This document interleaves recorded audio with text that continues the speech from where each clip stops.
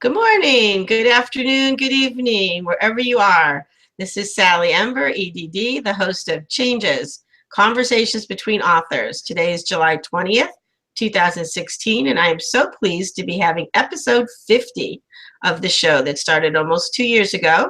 And today's guest is the sci-fi author, freelance writer, fantasy writer, and RPG game contributor, and short story and novella writer, and a lot more she'll tell you, Jennifer R. Povey. So glad to have you, Jennifer. Hello everyone, I'm Jennifer Povey. I write fantasy, I write science fiction, I design tabletop RPGs, I'm a contributor to Analog. I just put out my most recent novel, which is a romantic urban fantasy called Falling Dusk, first in the Lost Guardians series. I'm working on book 2. Great. You're a busy person. And then in addition to all your other writing, you help some people with theirs? Sometimes. I've beta tested. I'm mentoring a friend right now. He's finishing his first novella and is going to be publishing it. Joab Stiglitz. So I'll shout out to Joab. He's okay, Joab. He has his cover art. He's getting there. So I beta write. You mentioned novellas, and I know you have a collection of them that I put up on the Google Plus page. And for those of you who don't know, if you're watching this on YouTube, we have a whole page devoted to Jennifer Povey's writing, and with her covers and some synopsis and blurbs from some of her books and games and some pictures. So please go to the Google Plus page if you haven't yet. And that's where you can comment or ask questions if you are on today live, which is July 20th at 10 a.m. Eastern Time in the USA. If you're not watching it live, you can go read what other people might have commented or asked during our show. So, Jennifer, you have some novellas. Now, how do you define novella? I've seen so many different definitions. I usually define, I believe the official definition is between 17.5 thousand words and 40,000 words. So that's the length definition I use. That's what most markets use. Most novellas are somewhere between 20,000 and 25,000 words. And it's a length that's very much coming back, especially in science fiction, because it's a good length for people to read. And the thing is, with ebooks, the economics of printing don't apply to length in the way they used to. And the reason why my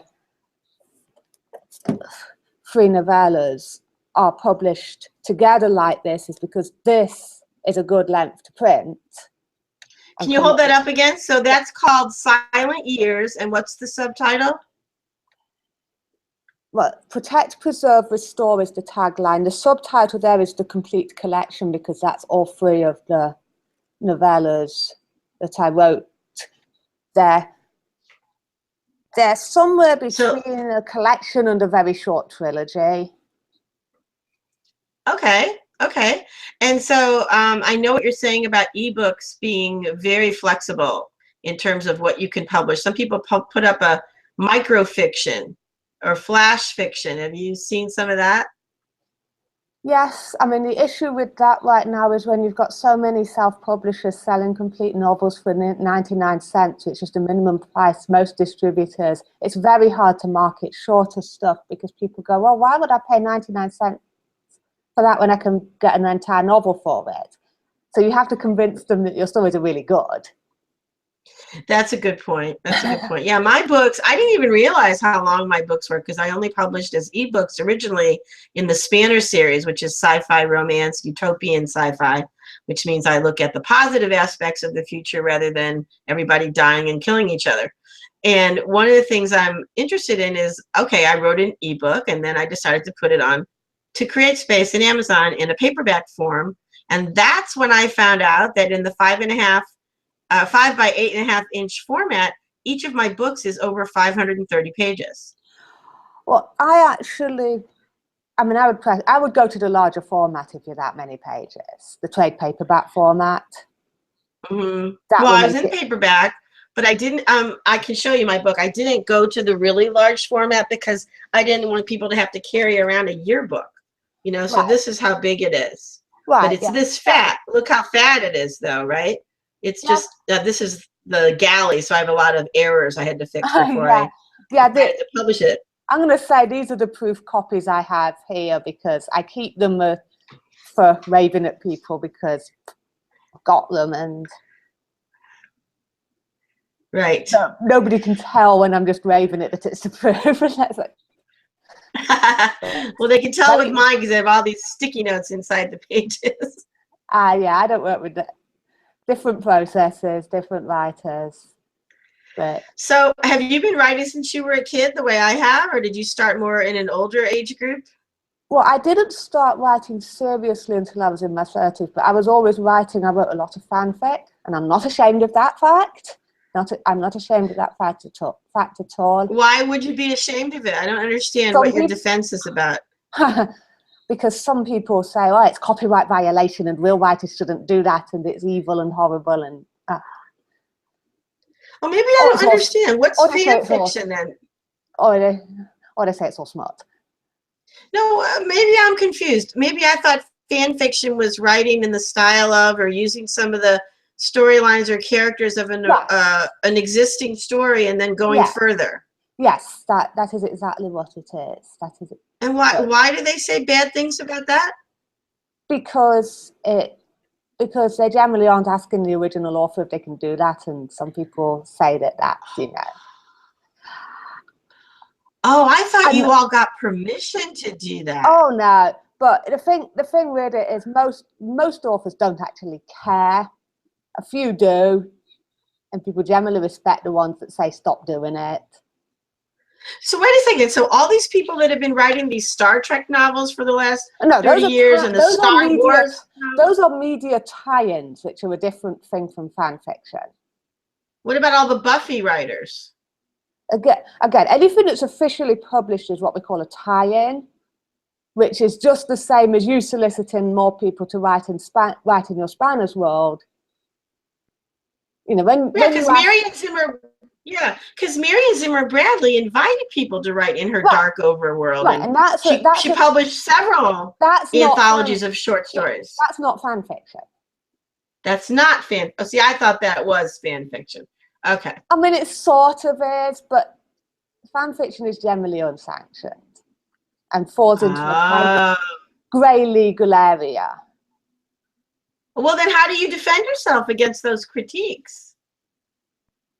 The thing with fan fiction is it's transformative, and it's also a very good way to learn to write within boundaries, which is very helpful later when somebody says, oh, well, can you write a zombie story set in the Wild West? Which is literally... Well, I understand how it's good. I understand how it's good for you as a writer, but how do you defend yourself against the criticism that it's stealing somebody else's work? Because you're taking somebody else's work and you're transforming it. One of the words. So it's kind of like what Gregory Maguire did with The Wizard of Oz when he made Wicked, and then he made the prequel. And, yes. Okay. Exactly, and it's something that it's an exploration often of what the author didn't do. Or in some cases, it's just that somebody wants to write a romance between two characters that never got together. In the original. Oh, well, that's that whole subgenre of slash fiction where they do a lot of gay and lesbian couples that didn't exist in the real stories. Right, but you also do see a lot of stories about opposite sex couples and stories where people explore what would happen if these two characters got together. Interesting. Okay. So a lot of fanfic is romance, and yes, some of it is smart.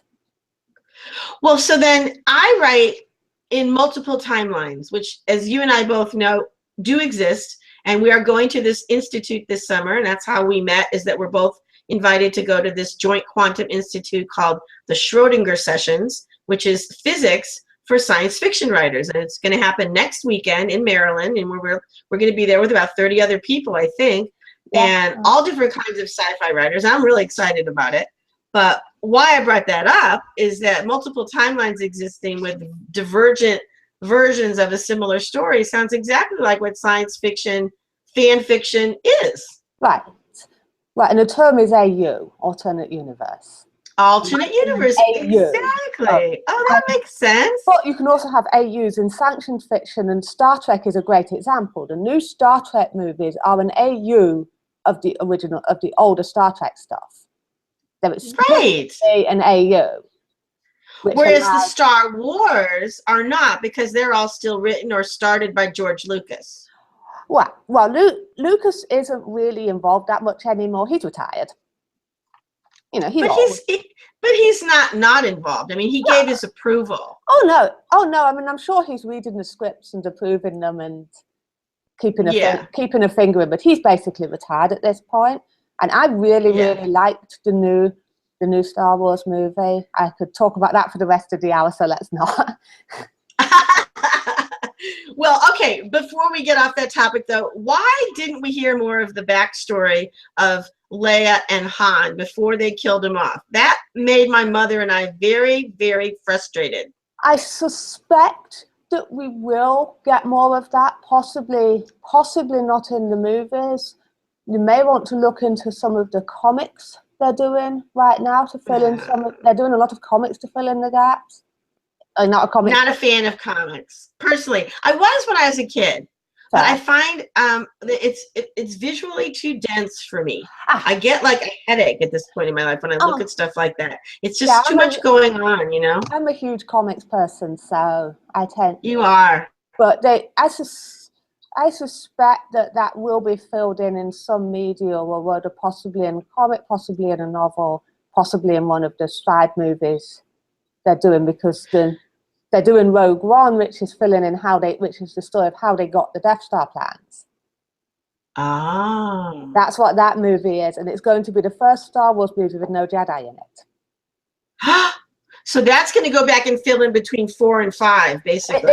It's the story. What I know about it is it's the story of how the Resistance got the rebellion. Resistance got the plans for the Death Star. So it's a story of these spies that went and got the plans for the Death Star. Is what I've been told. So, and they're also doing one about Han Solo when he was younger. And again, I could talk Star Wars for the rest of the hour. Well, that's amazing that you're like this little expert on that. And I didn't even know that, because I knew that you contributed to these desktop role-playing games, which I do want you to talk about. And maybe that's where we should go from here, because otherwise we will veer off into sci-fi forever. So you contribute to Fat Goblin Games and Pathfinder. You want to explain what all that is? Right. Well, Pathfinder was basically designed by a bunch of people who were not happy with the way Dungeons and Dragons was going. So it's a spin-off of Dungeons and Dragons, based on a lot of the same principles, and it's an OGL system, which means it's open gaming license, which means anyone can write and publish in Pathfinder, providing they follow certain guidelines that the company set out. Paizo is the company that owns Pathfinder. So Fat Goblin Games they don't just do Pathfinder. They're doing some work in Castle Falkenstein. I'm not involved in that yet, but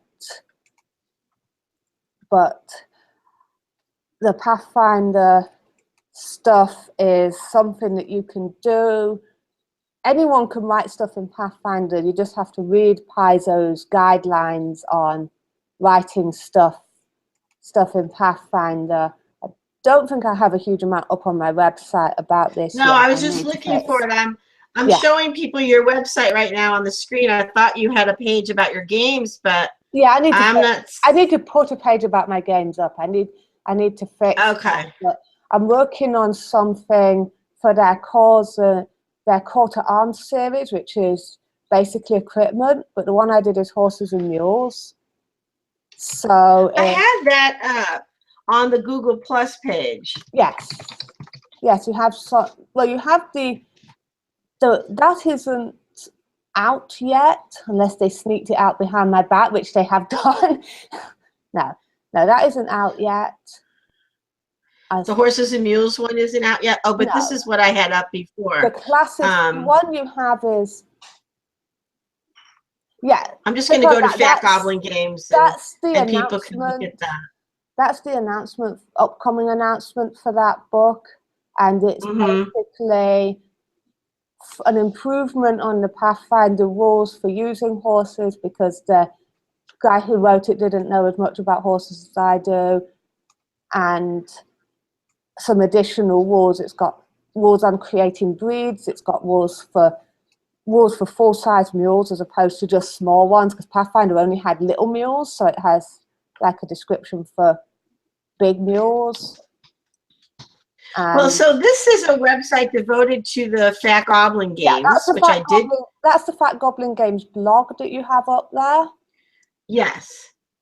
And I put up a lot of the URLs for the things that you were involved in, but there's a lot more that you're not involved in. But here's the one you say is coming up, the Horses and Mules. And the cover art for that is for the Hussar, which is a single class that you can purchase on its own.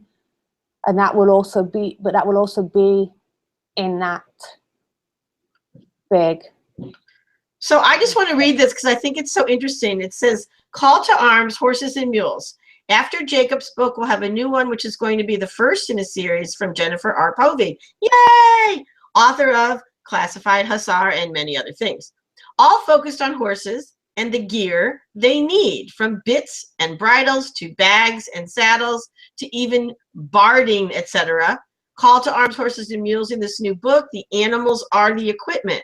So you'll be introduced with full stat blocks to a variety of mundane horses, mules, jackaxes, and not just the ones I work with. I think I is you, as well as magical horses." I used the editor that wrote that. I did not. Oh, the editor. Okay. I did not not just the ones I work with. So jackasses is the editor talking. Okay, as well as magical horses. Me in that. So you have magical horses like unicorns and Pegasus, as well as call to arms lines, trademark, cursed, mythical, and even artifact horses for your characters. It will also feature a reprint of the Hussar class with some added features and adjustments specific to the book, just as future call to arms in this horse line will include new options for the various horse riding classes. And the mundane section also includes extensive rules for how to care for your animal in game mechanics and real life. So wait a minute. That's why I wanted to read this, because you're going on, okay, it's a game, it's a story, it's role-playing, and all of a sudden it goes, and real life. What does that mean? What it means is that I tried to make the care and training stuff as realistic to my knowledge of horses as I could. I've done quite a bit of riding. I was at a dude ranch a couple of weeks ago moving cows in a thunderstorm, which is going to show up in a story at some point. There was going to be a story where I'm going to make my characters have to move cows in a thunderstorm, because that is not fun. Cool. Well, it depends on your definition of fun. But yes, I try to make the gaming stuff in the book accurate to, how far a horse really can go in a day. And how far can you run a horse at full speed before you're injuring the horse? Okay, so basically the part where you said "and real life," or he quoted you or something, isn't that you expect these people who are playing the game to somehow create all this stuff and go do it in real life, but that the things you're recommending they do with real animals would work in real life. Exactly. All of the feats which are a kind of special ability that you can do in the book are things that I can do, or I know people who can do.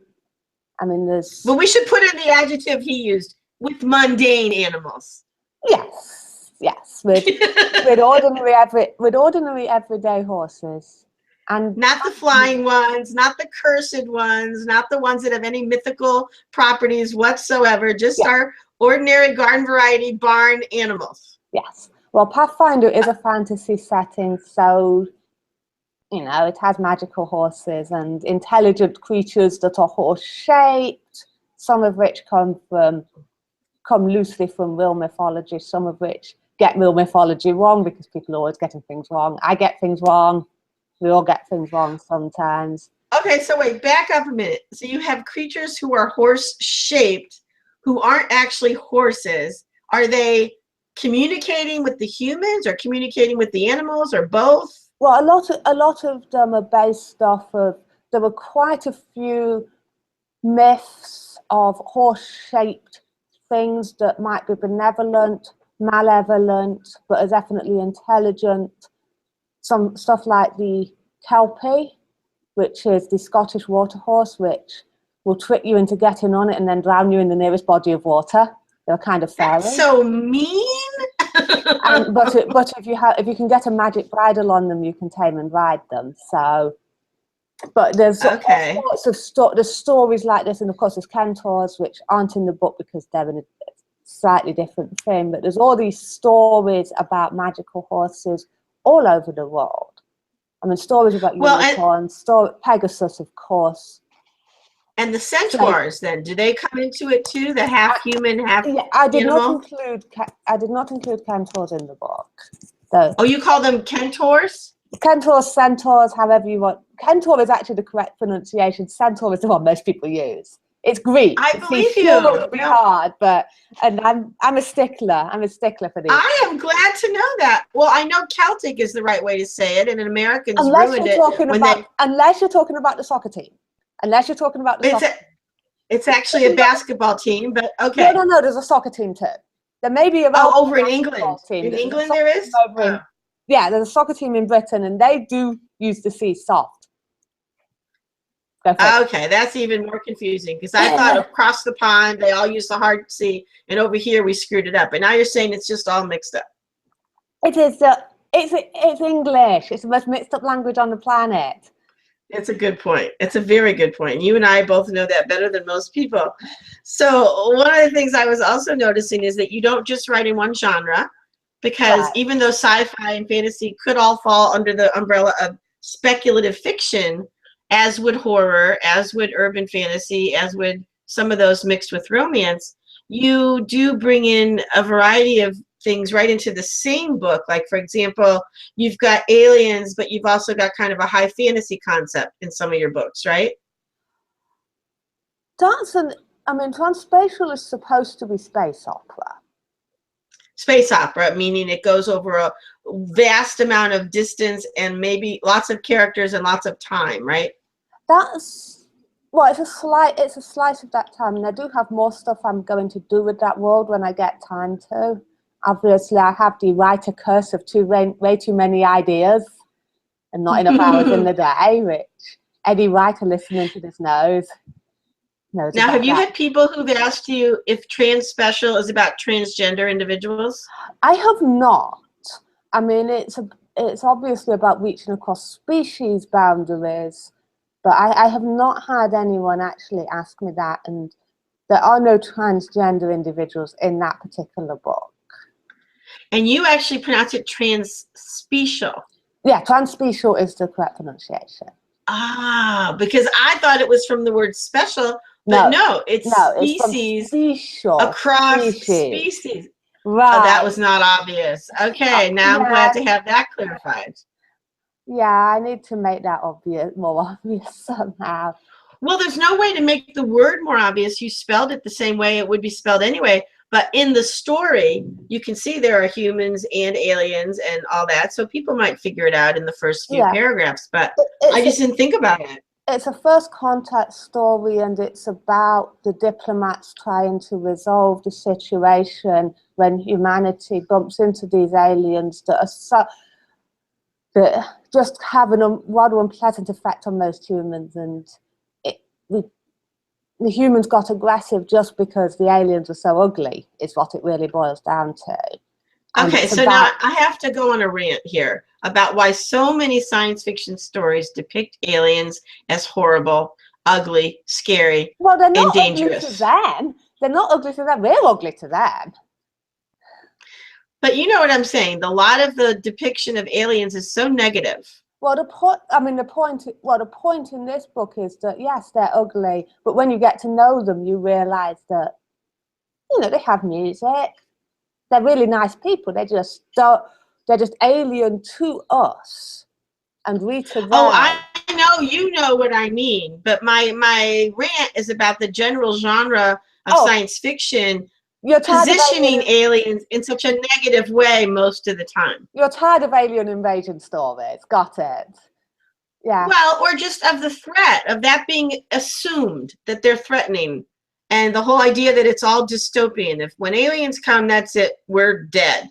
That feeling that is pervading so much of science fiction is the reason I wrote my science fiction as utopian. Aliens are benevolent, more like the Star Trek universe, where some of them are fine and some of them are not so much like human or not, but just benevolent, not trying to make trouble, not wanting war, not trying to take over. Well, the thing is that the point of transspeciality, aliens didn't want war. The humans started the war. And which we all know is too possible. Yeah, and I was actually trying to subvert the idea that aliens are always the bad guys. I was actually trying to subvert that trope. I know you were. That's why I brought it up, because I think you and I agree that it's good to have things that aren't just falling in line with the ordinary dystopia. And I mean, it's good to have a nice variety of science fiction. I mean, sometimes I'm in the mood for something dystopian, and sometimes I'm in the mood for Star Trek. Exactly. Exactly. Yeah. I know what you mean. And then sometimes you want to scare the pants off people. So how did you get into horror? I got into horror because I was looking for anthologies to submit to, and there were quite a few horror ones, so I tried it. I'm pretty good at horror shorts. I don't write longer horror work. This is much more Fallen Skies, if you remember that show, than horror. I did. I liked that, actually. Yeah, the sort of genre, tone, and feel of The Silent Years, it is a zombie story, but the sort of tone and feel of it is more that than Walking Dead.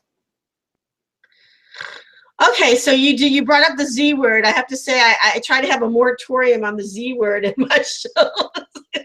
I'm so over zombies. I just think it's so silly that we have so much airspace and publishing space and airwaves devoted to zombies. I don't get the appeal. I really don't. Yeah, it's annoying when there's a fad that's something you just don't. I don't like YA love triangles. I don't get why every YA story has to have a freaking love triangle in it. Stop. Yeah. Stop. Yeah. Stop with the love triangles. It's not even I have a problem with love triangles. It's just every time I pick up a YA book these days, it has to have a love triangle. And I'm usually like, I don't know, I'd pick either of these guys. And it's always the girl in the center, and it's like, oh. Stop. There are so many other things that happen to teenagers that you can talk about. And don't get me started on anything with a protagonist under 18 is YA, regardless. Don't get me started on that, or I'll take over the entire rest of the hour ranting about it. Well, wait. Should we talk about the V word? I am not a big fan of modern vampire fiction. Okay. I'm going to say my favorite vampire novel is actually George Martin's Fever Dream. Haven't read it. That's my favorite. And I also am a big fan of Buffy. But other than that, Buffy! Yay, Buffy! Other than that, I am not a big fan of modern romantic vampire fiction. You can keep trying. Did you read or watch any of Charlene Harris's True Blood series? I have not watched True Blood. Vampires tend to put me off something because usually when I pick up something with vampires in it these days they're sparkly. Maybe not literally, but the vampire romance. Yes, that. I'm just not fond. I was never fond of it. I don't even like Anne Rice that much. Well, you know what it is? You know why it's disturbing? I think if I could be so bold as to assume that you're a feminist, I think the vampire romance story is offensive because it's basically a rape fantasy that comes to life and everybody's supposed to love it. Yeah. And it is totally offensive that somebody would be basically kidnapped, assaulted, and then fall in love with their perpetrator. And we're all supposed to celebrate that. And I object to that enormously. Now, what I like about Charlene Harris's books is that some of the characters, especially her main character, are not forced. They actually get to know these vampires as people. They don't even sometimes know they're vampires originally. They fall in love, and then they find out they're vampires. Now, that is interesting to me. Yeah, yeah. And as I say, Fever Dream is, I don't know, because I've not been able to, because even though I've had to corner him, cornering Martin is really difficult because everyone's trying to corner him. So I haven't been able to ask, but it came out after interview, and I honestly think that Martin read interview and went, I can do better. So wait, what did you say? Everybody's tried what? To corner George Martin at conventions. Everyone's trying to get a piece of him, so nobody ever actually gets close to him, if you know what I mean. He's too popular. Is this the same George R.R. Martin who writes Game of Thrones? Yes, this is that same George R.R. Martin, and this is a book he wrote a while ago and was very definitely an answer to the Anne Ricean vampire, but it's very, very good. It's very creepy. He really did. It's set on the Mississippi, and he really did his research, and it's my favorite vampire novel of all time. And well, now you're going to make me want to read it. I'm going to go look for it. It's called Fever Dreams? Yes, Fever Dream, but fever is spelled F-E-V-R-E. Oh, how clever. Fevre. Yeah, but it's the name of the riverboat in the book. Okay. When I say it's set on the Mississippi, I mean it's set on the Mississippi. And he did his research and... Well, speaking of research, we both do a lot of research for our books in science as well as in history, and for you in mythology. And I know that you have this serial that you've been posting and writing online that you keep contributing to almost daily. And I want to try to understand, like, how does it work? Like, do you write these like separately and then you just decide when to post them? Or are you actually writing one of those chapters or episodes every day? I want to know the truth. You have to tell us the truth right now. The process is that I write each episode, which is a month of scenes, edit it, and then cue it. So it's all cued in advance. And am I missing a day? I need to check that. But it's cued in advance. So it's basically, each one is like a novelette, which is between a short story and a novella. And I write each episode separately. They edit them.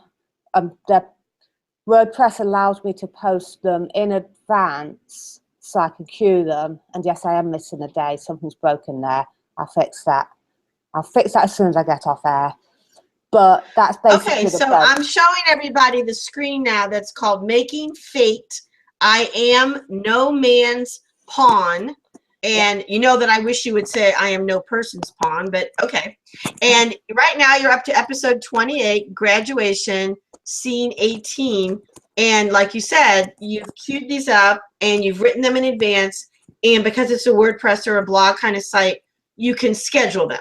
Right. So no, I'm not writing a scene a day, because if I did that, it would be less coherent. Some okay, and then probably would write it like that and it would work, but that's not my process. Okay, and you've also had a chance to edit these and refine them, and so they're not just raw, you know, unedited, work in progress kind of stuff. They're not professionally edited because I'm not selling this. I may put it together, professionally edit it, and put it together in a series of books at some point in the future. But because I'm not charging for it, I'm not paying for editing. But it's not going up raw either. Okay, well, before we go too far off into the rest of our show, I want to let people know how to find you and all your writing. So why don't you spell out your website for them where everything is listed? My website is jenniferrpovey.com. JENNIFERRPOVEY.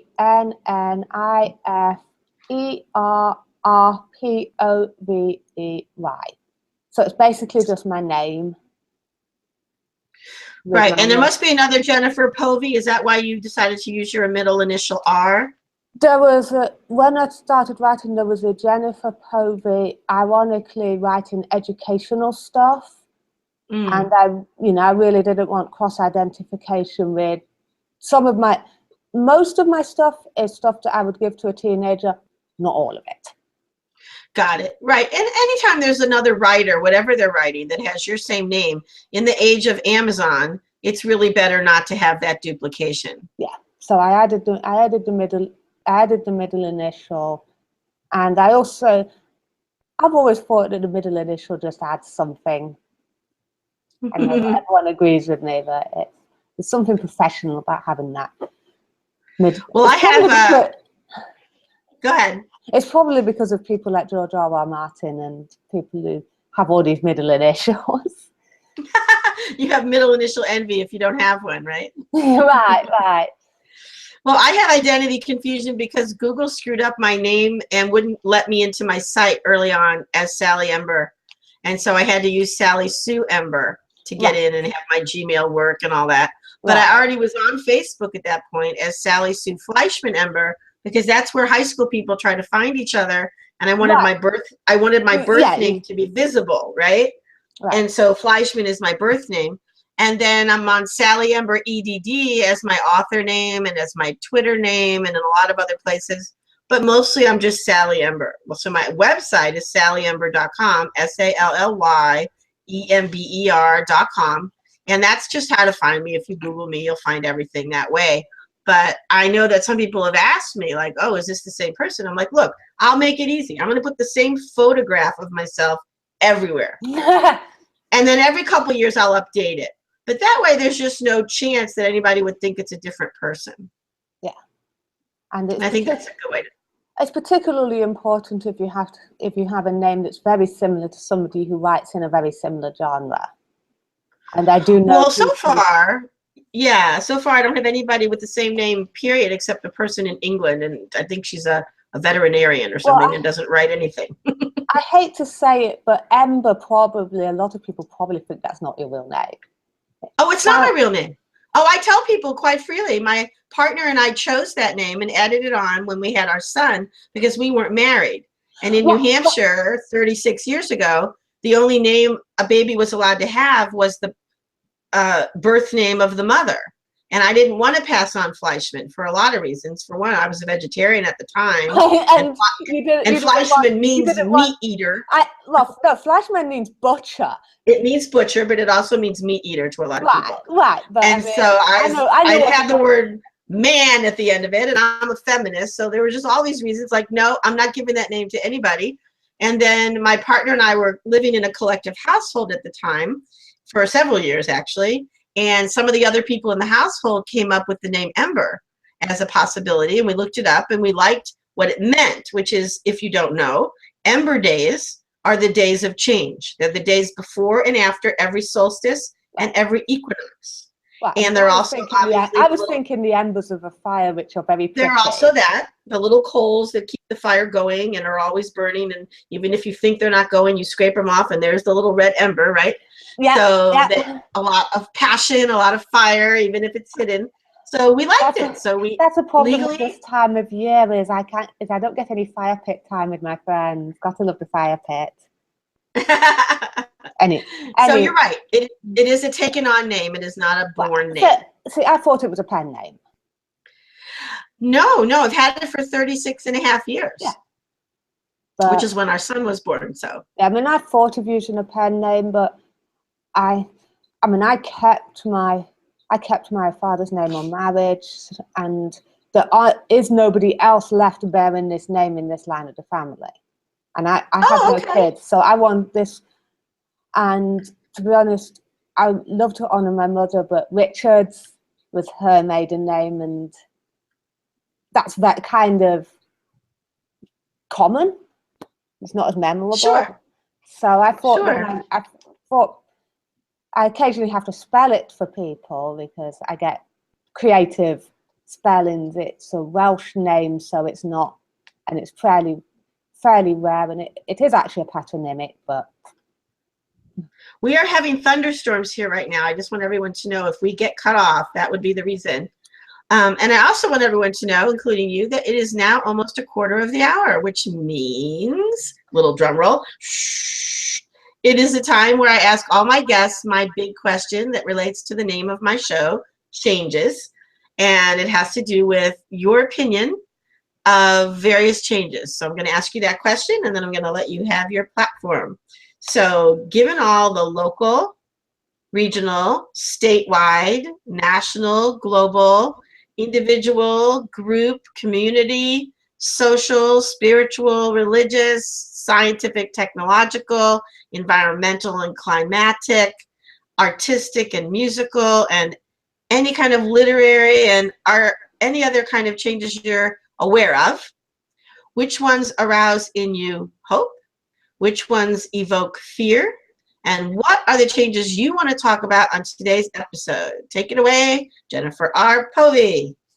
Well, I'm afraid I'm going to go into politics, because if we're talking about fear, the backlash of the right wing, the rise of nationalism in Europe, the stuff that's the Islamophobia is particularly concerns me. I'm of Jewish descent, so anytime I see somebody talking about marking somebody's passport with their religion or any of the stuff that's being talked about, I find it very disturbing. But the other thing I really wanted to talk about is I think we're in a time of change. I think specifically we're in a time of revolution. And I do not mean revolution in the sense of government being overthrown, although there is some of that going on.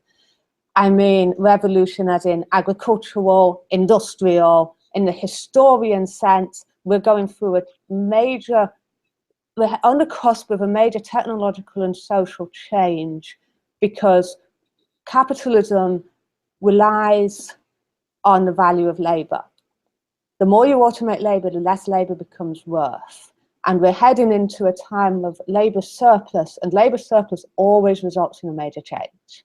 And I think we're going to see some really significant changes to our political systems, to our economic systems in the next few decades, possibly in our lifetime. I think what's going on the right is majorly a backlash against people seeing that there's going to be major change, and people are afraid of change. And they don't know, do I want to live in a world where people aren't valued by the worth of how much their labor is worth in an hour? Because if we don't move away from that, we're going to have to. Because when a robot can make your burrito for you, what's the value of that person who was making your burrito for you? And we've got to stop valuing people, and we've got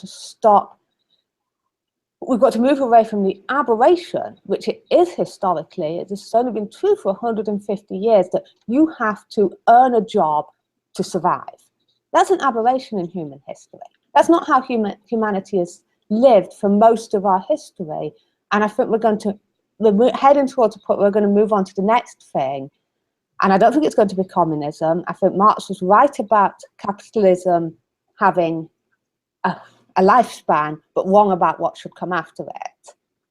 And then of course, his stuff got majorly abused into communism and Stalinism and Maoism and all those other nasty dystopian isms. And I think we're going to have to move towards a Star Trek future if we're going to avoid a violent revolution of the other kind, which we're already seeing the beginnings of. But we're in a very major time of major change. We're under the Chinese curse right now, and where it's going to lead, I don't know, but I'm trained in archaeology, so I can understand some of these trends, and I think we have a good chance of being able to move into a different economic basis where people are valued by what they contribute to society and who they are, rather than, can you get a job? Because there aren't going to be enough jobs. There really aren't, because the automation is going to take over. And the ideal, the utopia, the path you want to go down is, okay, yes, let's have the robots do the dirty work. Let's free up humans to be humans. Let's free up humans to play and create. But there's a lot of toxic rhetoric going on now that, if somebody can't get a job, they deserve to starve. And that's like, there aren't enough. No, maybe they can't get a job because it isn't a job. And we need to start looking at how we value people, how we run our economic system, and we need to watch this backlash. I wrote a story Saturday night at the Wonderland Club, which I think is still available in the Smashwords Forum anthology. that was very much about how this could go wrong, and taking the trend of having people have to prove that they deserve welfare, and poor people can't have any fun, poor people can't do this, poor people have to just survive and worry about not being poor anymore, to a not logical extreme. And that was a satirical story that I actually very proud of. That's so interesting, because I think you know that politically there are some governors and other people recommending that people who are on food stamps shouldn't be able to eat certain foods. Exactly. Because you know, so is that what you were spinning from, is things like that? Yes, that's what I was spinning from, and that's the backlash, and that's the toxic rhetoric I mean, is that just because somebody can't get a job, it's not necessarily their fault. And we blame poor people for being poor constantly, and people don't seem to understand things like generational poverty and poverty traps, and the fact that sometimes there were 100 people looking for jobs and 90 jobs available. Or the jobs they get don't pay them enough to be out of poverty. That's the main thing. Well, that too. I mean, we don't. And then we get, well, that job was supposed to be for a teenager. Why is somebody trying to raise a family on it? And I'm like, well, why are teenagers only worth $6 an hour? It's right. not like why is any job only worth $6 an hour when rents have gone up 400%? Yeah, and I mean, the thing with teenagers, when you say, oh, I'm like, wait a minute. You're not going to yes, that teenager doesn't really technically need to earn a living, but they're not going to be working that many hours anyway. I really like the idea that you said earlier, which is that nobody's life survival or ability to enjoy their life should be tied to what they're doing for any part of their daytime or nighttime activities. That basically we should all just be supported to be human, and then do what we're good at and what we like, and let all the robots do the dirty work and things like that. There was an experiment some years ago in a small Canadian town that scared the Canadian government so much they defunded it and buried it. But a university finally got hold of the data from this, and what they did was guaranteed every individual, including the kids in this town, would get X amount of money a year. And the only two groups that quit work were women in the last trimester of pregnancy or who had just given birth, and high school kids. The high school graduation rates skyrocketed. The ER visits dropped dramatically, especially for psychological issues, domestic violence, and car accidents went down. Car accidents shot down a lot. It's almost as if people drive better when they're not worrying about money. And psychiatrists had less business, alcohol abuse went down, drug use went down, and it's like there was all these amazing, this was just from the preliminary, but all these amazing positive results and nothing negative, and I think it scared somebody. Well, I want that. I want to live there. Well, I mean, this was an experiment some years ago. It was obviously terminated a while ago, but I want that for the world. Yes. It's called guaranteed income, basic income, or negative income tax. Look it up. There's really no word for the political philosophy that's building around this yet. We haven't come up with one yet, but it's something that it was in serious discussion in Switzerland, but they were idiots and voted against it in a referendum. It's also in serious discussion in Finland, of all places. And Finland is very forward-thinking. So is Iceland. I love those countries. They've really got it going on. I've been to Finland. I've been to Iceland. Iceland is gorgeous. I really, really liked Iceland. It's beautiful, beautiful country. Highly recommend a visit. But that's kind of my bee in the bonnet, is that we've got to move towards this, because if we don't, then what's going to happen when the number happen in the future? We're already seeing violence in the streets over various other things that also need to be fixed, like we need to completely change how we train our cops, but that's no kidding. That's an entire other rant. It is. And unfortunately, we are so sorry to say that we only have about 5 minutes left, which is ridiculous, but that is where we are. And so I'm going to have to stop you at this point from your wonderful ideas. And anyone who wants to know more can contact you at your website. You want to tell them what it is again? JenniferRpovey.com. JenniferRpovey. You can also find me on Twitter as Ninja Fingers, NinjaFingers.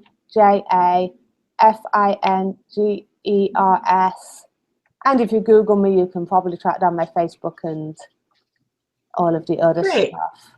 And I put some of that on the Google Plus page for this show, which is episode 50 of Changes, Conversations Between Authors, which you can find to watch there or on YouTube from now into in perpetuity, as long as YouTube is around and people are watching.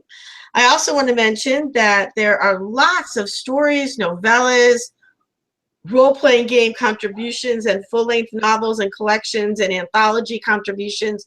This woman is busy. So you really should go visit her website and check out a lot of opportunities to read and enjoy what she's been creating. And I'd also like to remind people that I am Sally Ember, EDD, and I also write science fiction, utopian science fiction romance in the Spanner series. I have 3 books out right now in ebook and paperback. Book 1 is free. This changes everything. And right now, this month, July, there's a big sale going on. So go to my website, sallyember.com, and you'll get coupons for discounts in the paperbacks. And also the ebooks are only $1 on Smashwords. So the first one is free and the other 2 are each only about $1, which is 2/3 off. And you can get also anytime you can get a Kindle matchbook deal, where if you buy the ebook and the paperback of any of the same volume, you can get a discount on both. And I also have coupons for Create Space for the paperbacks anytime on my website. I want to remind people that this show, Changes, Conversations Between Authors, happens on a lot of Wednesdays, not every Wednesday, at 10 a.m. Eastern Time in the United States. So you can adjust to wherever you are to find it or watch it when it isn't live.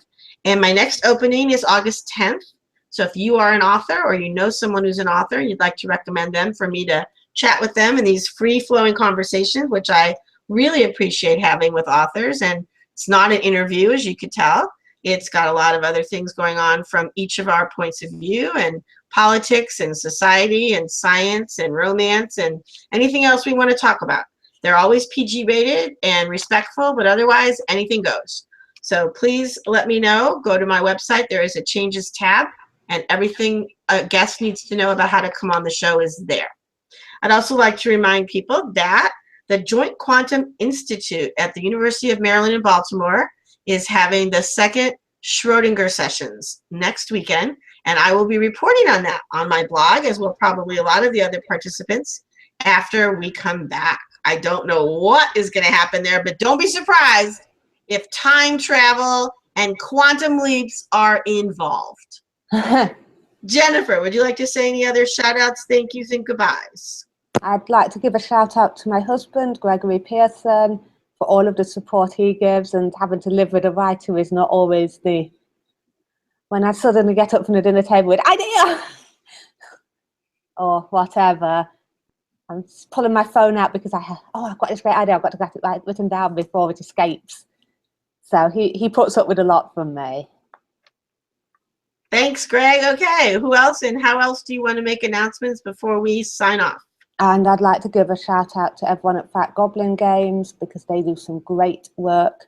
And I'd also like to mention Steve Russell of Right Publishing, who was killed in a car crash a week ago, who was also a great figure in the gaming industry. And I just want to give a shout out and some support to his widow, Miranda, while I have the opportunity. Sorry. Yeah. I'm sorry to hear that. Very difficult time for quite a few people. Yeah. And then reminding people that your writing can be found in Analog Magazine and Bards and Sages magazine. Quarterly, I have a quarterly. I have a science fiction horror Demons in Space story called Voyage that was in the July episode, so that one's still out. So much Demons in Space. Just that phrase makes me laugh. Demons in space. I know it's not supposed to be funny, but it makes me laugh. Okay, so in that and other topics that you would like to hear about or authors you'd like to see, please contact me, Sally Ember at yahoo.com, with your suggestions, requests, and comments that didn't make it onto the show today when it was live. And thank you all for coming. Thank you all for listening, watching, whatever you're doing. And as I say at the end of every episode, thank you, Jennifer, for being on it. And go well with your changes. Will do.